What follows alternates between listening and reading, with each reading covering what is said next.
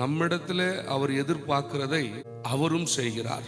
அவர் கொடுத்த முதலாவது கட்டளை, உன் தேவனாகிய கர்த்தரிடத்தில் முழு இருதயத்தோடு, முழு ஆத்துமாவோடு, முழு பலத்தோடு அன்பு கூறுவாயாக. ஆனா இன்னைக்கு அவரை சொல்றாரு, அந்த முழு ஆத்துமாவோடு நான் உங்களை இந்த தேசத்துல நாட்டுவேன். இதுல ரெண்டாவது கருத்துக்கு இடமே இல்லை. எல்லாருக்கும் 2 வழி இருக்கும், இல்ல 3 வழி இருக்கும், சிலருக்கு 10 வழி இருக்கும். இது இல்லைன்னா அது, அது இல்லைன்னா அது, அது இல்லைன்னா அது. ஆனா கர்த்தருடைய வழி ஒரே வழிதான்.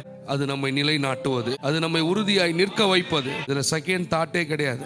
என்ன செய்யலாம், இவங்களை என்ன பண்ணலாம் என்ற 2வது யோசனை கிடையாது.